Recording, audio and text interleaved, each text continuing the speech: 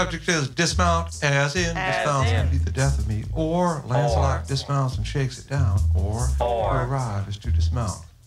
Joke. RV's come up the hard way, sans horse, as in, and walking somewhere to Jerusalem to see the city. There were hot days, cool nights, and the itch. Oh God. Who you are is to avoid the itch, as in. Who knows? ... You know. Till we arrive. New songs already made. Without the itch, it has just begun in me or on me, depending on your background. And Ed is in the suit. God knows what tortures he is feeling. And Dwayne. How can Dwayne itch? Dwayne can barely talk. And Gwen. Do I dare ask? Do girls itch? Where are we? What is this? 12 hours in the car, the beer is gone, my head hurts. We're a part of something larger than ourselves. That's an insight that you pick up on the road. Now, in the case of Snowdrift, it was different. She was a pal of Gwen's, and we called her that because in winter, in your car at night, it was easy to get in her. Joke. I saw her years later standing on the church steps in her bridal gown. I was only driving by.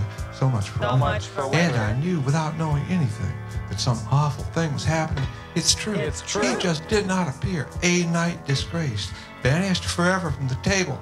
I dedicate this one to you, Snowdrift. Long live the avant. Oh, whoa! Long live the avant-garde. Avant-garde.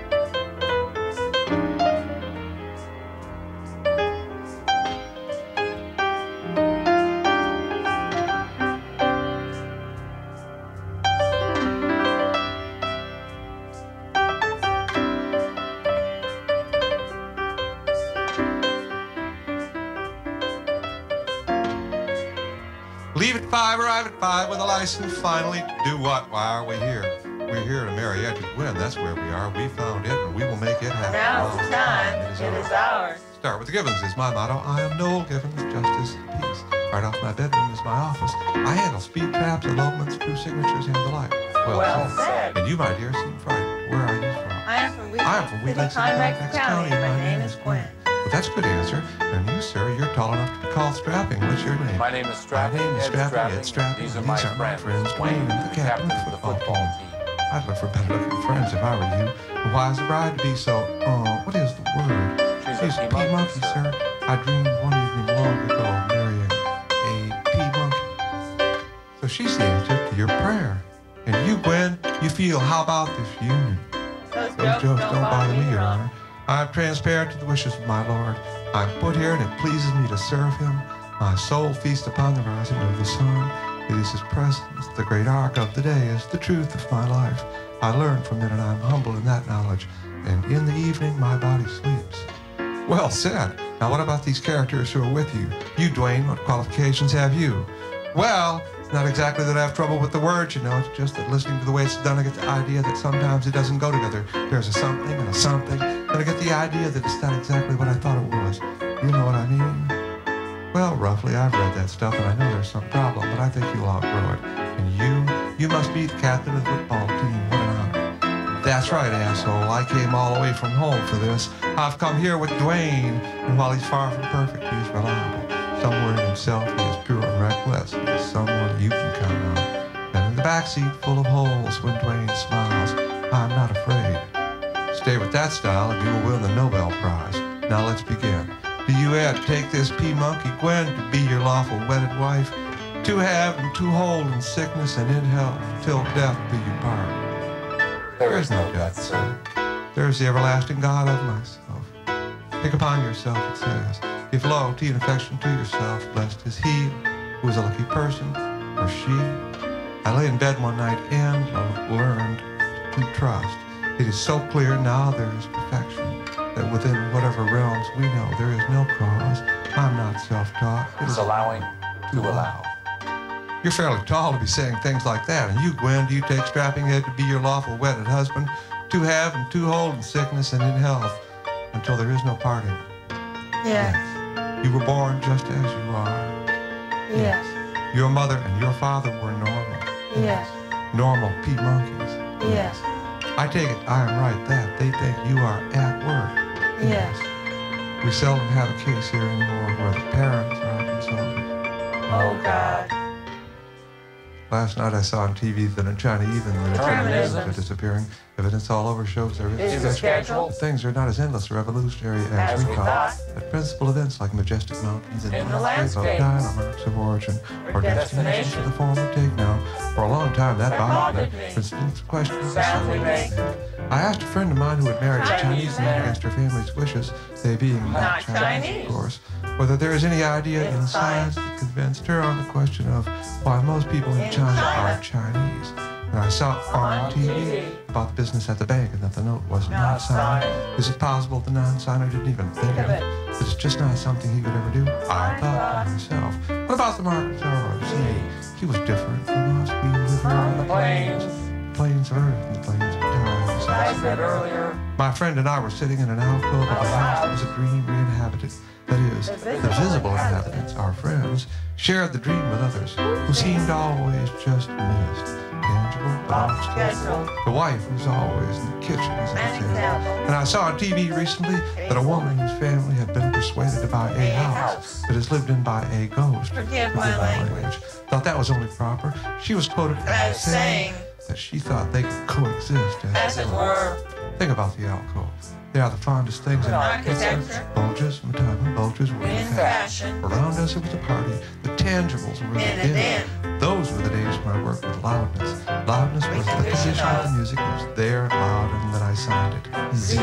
So I knew what I was doing. But in the middle of this din, she poured her drink on my head. That was a shock. I was amazed to think that she thought she would have an edge on me when it came to thoughts about the question of being Chinese. I was amazed that she would believe in her experience. Science definitely needs some help. I want to know, of course, why Chineseness didn't seem to spread. She might have answered, well, it takes time. First there was 1 or 2, and now there are 8 billion. Instead, she insisted that I be self-taught, such as our use of drugs.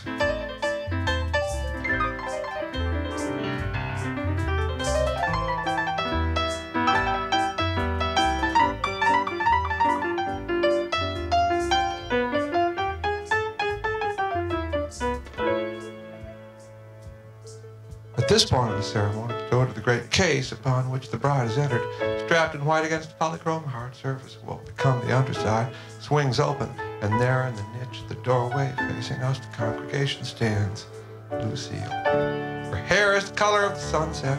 She steps toward us, the congregation. It is an awesome moment. From either side, the bridesmaid's left and the groom's usher's right step forward to remove her from the shell of the alcove, take her and the polychrome hard case apart. The table appears with a giant cake on which the pea monkey bride and her groom, in this case Gwen and Ed, are reproduced in miniature. The cake is lifted from the table and Lucille is placed upon the table, and the cake, which was made by God to fit her from the chest to hips, is replaced on Lucille. Her hair falls in splendor, sunset reflected on a great cascade. The table carries her. It is formed to her, and she is perfectly at rest. She has the kind of gracefulness and repose we see when people sleep. The mother of the bride appears, proud and fussy, and moves the table to the congregation. And they are fed from the cake. They eat the cake. The congregation of the watchers eat the cake. Each watcher eats the cake. They eat the cake.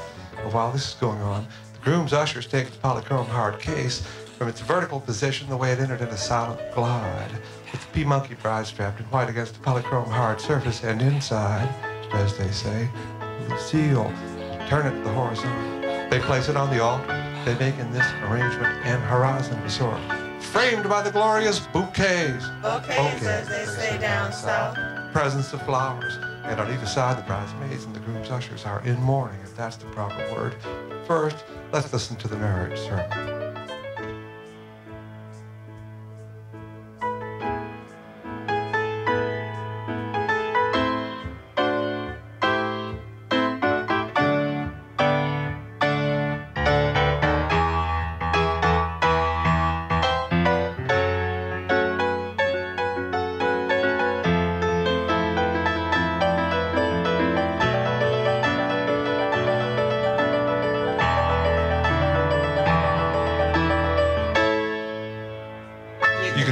without a partner. Tennis you're playing against yourself. The other person's convenience. Talk Different rules, same truth. Conversation must come before marriage. Let me see if I can say it. First rule, don't talk to yourself. Why is that rule? That rule is a reminder that talk is not a part of understanding. Sound is part of understanding. Among arrangements of sound we have talk, which is a habit. Well said. Preceding mechanical knowledge, older than what has come after. So in talk we face the abyss of the question on arrangement, which coming after what went before has been, in my idea of things sanctified, first in the arrangement, conversation, then in the arrangement of marriage. Finally, today in mechanical arrangements, finally we could accept that there is no cause in our way of understanding things, believe that what has followed in this succession of first agriculture, then religion, and now technique. I need the gift and need to extend the principle of arrangement to our circumstances, precisely to our physical circumstances, as followed from the simple question of arrangement, and precisely the arrangement of sound. When you stop to think of it, sound is the only thing we can arrange. So the rule, don't talk to yourself, has many meanings. One is, stop arranging things when you're alone. Another is, don't use for yourself what belongs to all of us. Second is, the rule, speak only when you're spoken to. It follows the first as marriage followed conversation, and as religion followed agriculture. That is, it is the rule of the second stage or second era. It allows that the question of arrangement is not an abyss, but a dilemma. We are enjoined to regard the arrangements and to choose and further to arrange. Well said. Makes sense. There's the third rule, the rule of the day in the age of technique. How far it is from don't talk to yourself to make sense. It is the distance of the history of our understanding from don't talk to yourself, which is an eon, during which eon we found conversation and pretense in the abyss of the question of arrangement. Through speak only when you're spoken to, which is the second eon, during which eon we suffered through marriage and religion, and the anguish of the question of arrangement is a dilemma. Finally now makes sense, which is the third eon, during which eon we've accomplished ourselves, or invented man, as the philosopher says, and accomplished technique, or the question of arrangement in our circumstances, precisely in our physical circumstances. And what is the guide to our technique? Why sound, of course. How can one describe the arrangement of things, or the idea of arrangement except in terms of sound? And that is why finally we say, well said.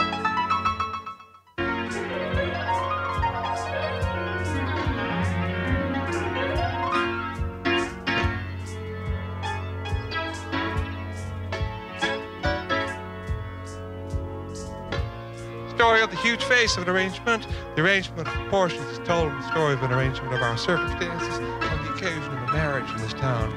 Or mirage, as they say in France. Here there is the idea in the form of an image that can be called before the eyes of the mind, that a marriage, or mirage, as they say in France, should be announced or performed in circumstances of least gravity. Now, the closest that we can get to that, since there is nothing really to jump off of here, no way to understand the jump or falling is that our empathy with the atmosphere or the air, as they say. It's almost the only thing there is around us here. In other words, the perfect husband in the physical body of ourselves, which is for the perfect wife, the air, a lightness, a relief. This lightness comes, as you well know, in change. Change is God. Well said. Change or relief or allowing is shown in the storm. So that to be married, act in the arrangement of religion and marriage, and don't talk to yourself, is to receive the lightness from the perfect husband, go through the changing of the atmosphere or the air, the state of lightness which precedes the storm as marriage precedes mechanical arrangement and technique. Well said. Why are there always more languages? Why hasn't Chineseness spread? These are the questions we must ask ourselves on the occasion of marriage, when for us, for our sake, she and he, or whatever combination, are hurried from their daily life to church to be there when the ozone changes, when the band starts playing, when there is lightness in the air, when the perfect husband finds the perfect wife, when the physical body of ourselves reaches the change as God. We ask the questions when P-Monkey Bride deceased, cold as the stone, or whatever the case with the polychrome hard surface in which you rest surrounded by bouquets, or bouquets, as they say down south. Why are there always more languages than you and tall driver, vegetarian and theosophist, who says there is no death, sir? It is allowing to allow. Why has the Chineseness spread? Why are the Chinese mostly still in China, while those who are not struggle against their reputation? Who prevents us from holding Chinese ideas in Indiana? Go ahead and say something silly. Wayne says it's a problem. Sometimes the sound and the word get disconnected. I think that's what he said. The captain says that Dwayne is someone you can count on. At this point of the ceremony, when the rudimentary question comes, if any man or any woman knows any reason why these two Ed and Gwen that God has brought together to perpetuate change, if I may be so bold, asshole, should not be joined in holy matrimony, he or she or whatever speak now or forever hold peace, the captain says to Dwayne, go ahead and say it. And Dwayne says it intimately, not to stop it, but to clear the air. Dwayne, my name is three sounds and one word. the three hills of bumps. It kind of enters something where you can't get them apart. The words mean two or two-ness, two things. Dwayne, 2-1. There are three sounds that can't get them apart. I keep saying to myself, ding, ding, ding, ding, ding, ding, ding. I can't figure out how they got together. Well said. This is the last one I'm going to do, I swear. This ceremony was to live the polychrome heart, let us fit a case of the P-Monkey bride, who began, remember, at 5 in the morning, the other end of the day, and the car full of holes begins to ride again. She is coming to the church place with the great life approaching it. She swooned in the arms of the driver, the tall driver, and Theophilus from the vein of vegetables. She swooned, and from the swoon two things emerged as usual. First, the pure and naked essence, that is Lucille, who is consumed by the watchers, that is the congregation, that is us. Well said. Second part is the P-Monkey bride in the hard case called polychrome, now closed and blessed and departed. It is important at this point to understand without fear of darkness and isolation that the polychrome hard case is no more an imposition. This is hard. Then it's her P-Monkiness. I think that's right. In other words, the ceremony is just that. We are satisfied. I remember now the cake. While the cake was in my mouth, I forgot about it. Why are there always more languages? And why is the Chineseness spread? Meanwhile, Ed, whose future we know too well, or is that the captain of the football team, the divided man, just stands there, a driver out of work, a believer in Atlantis, which also went below the polychrome service, just stands there in his driving gloves, hands almost to his knees, the makings of a great teacher. At this point, his mind turns to his clothing and hot fits the suit. Now he's worn it for almost 40 hours. That is, he left home early 2 days ago with the suit in the car from the night before so as not to worry his mother with the idea that he might not come home again until he was married. He changed at school. At what? Everybody saw him with the suit all day. Assumed naturally that he would get married. To whom there was no question. That was yesterday, as they say. Then last night he was too emotional to think about the suit, except to think how good he looked. Before you know it, night turned into day. He drove to Indiana or wherever, where he is now, still wearing the suit and was married. The theme is, when you're married, the top should fit the bottom. Maybe match is the word. It's done.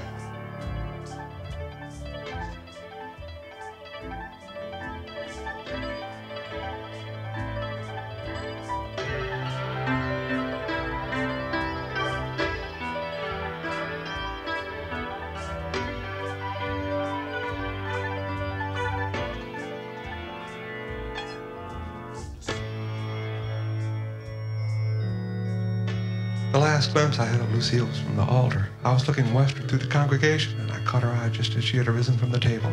She brushed her crumbs off and stood there for an instant in the doorway looking the consummate performer. Then more recently, she's turned up in my life to remind me of the cake again. This time in winter, summer, whatever, sleeping in the streets and always in a kind of gray-green parka. There's something between me and Lucille that just won't go away.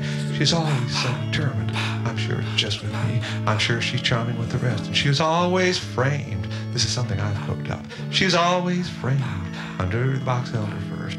Then in the case with the polychrome hard lid.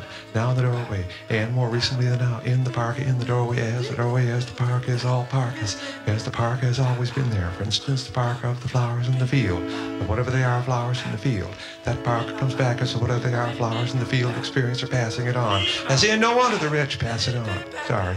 No wonder it flows in the family rivers. No wonder we see it, the whatever they are, flowers in the field of the movie of passing it on. I am enamored of the television passing on the movie of passing it on. That's a joke. Whoa, Lucille. Then after the whatever they are, flowers, the backyard, or the case with the polychrome hard lid, those are almost the same. Then the doorway, as the parka is all parkas. The point of Lucille now to know is the way out, if you know what I mean. The way out of passing it on. That's why she has the parka. I'm no different from whoever's seen this apparition in the past. She always wears the parka. Insert here a picture of an Eskimo. You are the way out from passing it on, Lucille. And the parka is just a sign. So I'll take gray. Let the Spaniards have the creamy yellow stuff. Whoa, Lucille. The whatever they are, flowers were yellow. Then the doorway was darker, if you know what I mean, but it was still filled with light or some of that immateriality like color, but now it's not. This is an interruption. Now listen carefully. What I'm telling you is true. While I'm typing this, whatever, phone rings, Iris from downstairs wants to use the typewriter. This is the first time I've worked on this account in almost 6 months. It was hard to start, and I have to work through this machine. I've decided that. So this machine is important to me in a way that you can understand if you think about it. So what is the meaning of Iris? She's not too far from Lucille. But whatever they are, flowers. Lucille Yankee. Don't forget the Eskimo and the parka. Say Yankee to yourself. You're not supposed to be telling this. I mean the part about passing on. Where were we? The now, Lucille. I mean the part of the now, Lucille. Now listen carefully. This is another interruption. While I'm typing this on the machine that Iris wants to use and break, it has been creamy yellow like the first Lucille, or the parka of the first Lucille. Then when I typed, quote, the now Lucille, I mean the parka of the now Lucille, unquote, the sun went behind the cloud. And what was creamy yellow turned to the gray of the now Lucille. I guess I'm on the right track. The now Lucille stands in the doorway and looks out and smokes cigarettes with filters and minds her bag and thinks about her appearance. Parka is gray or green, she looks upon. I think the same things that I see. I don't believe it's different. Her mind works just like mine does work upon itself, does contemplate itself. That's why she has the halo, or the parka with the hood up, because her mind does contemplate itself. Now I've got it. Lucille in the halo of the whatever they are, flowers in the field of passing it on. And then in the doorway of light or some of the immateriality. Now in the doorway of the store across the street, smoking cigarettes with filters, looking out upon the mirror and thinking about her appearance. They are the same, not just because of the halo. Oh, that alone would be enough, but deeper, because alike her mind does contemplate itself. All around her is passing it on, the ruins. First agriculture, then architecture. Now what? Of course, I'm speaking just generally. I don't have time to do all this in detail, because if you could see the now Lucille, you could understand why sometimes I get scared. Scared is not the word, impressed is the word. I'm impressed. Let's go back for a minute to the picture of the Eskimo. Imagine the Admiral after all that suffering, finally the home, the place from which it's all downhill, so to speak. And there, looking through the camera himself, checking the machine upon which his immortality may rest, he sees the Eskimo, and on the Eskimo the halo of the parka's hood, and around the halo there is no passing it on. Whoa, see.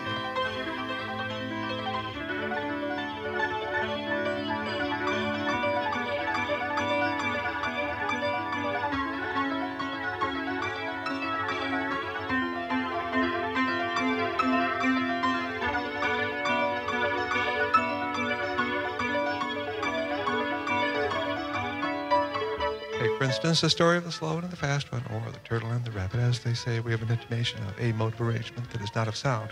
We might call it an arrangement of proportions. For instance, at the longest distance we can run, there is not much advantage in time saved, as they say, to running. What advantage there is only sanctified in sayings. As in? A little goes a long, long way, or a miss is as good as a mile, or a bird in the hand is worth two in the bush, or losing Bill's character, or the straw that broke the camel's back, none of which is true, of course, no matter what standard you're using. Language has sense built in. It's easy to make sense. To make no sense is possible, but hard. Language does not have truth built in. It's hard to make truth, which is to stop the search. Well said. Truth is that running lets us come to the huge face of an arrangement. That is the arrangement of proportions, as we've called it. Remember that. The story of the turtle and the rabbit is a story, but be careful even so. What came before agriculture and conversation as an understanding of arrangement was straightness. In other words, don't talk to yourself. Follow some other rule of the arrangement of sound that corresponded to or coincided with the arrangement of space that we call straightness. In straightness, there is no notion of, for instance, contiguity or adjacency, except in the simplest sense of next to the path. That would suggest this is hard. The arrangement of sound that corresponded to or coincided with the arrangement of space that we call straightness did not include the notion of harmony. The arrangement of sound in a world designed by straightness may have been prior to the arrangement of sound as an experience external to ourselves, or as an experience of something external to ourselves that may have been internal, the sound of ourselves, not prior to the idea of arrangement. In fact, including the idea of the arrangement of the things of ourselves. Think on yourself, it says. Listen is just as important. Now, going back to Dwayne and the problem of how the arrangement breaks down before our eyes, Dwayne says it doesn't. Well, we've agreed on the link dissolves, goes into an arrangement that means something about freedom. Not too well said, Dwayne, but something.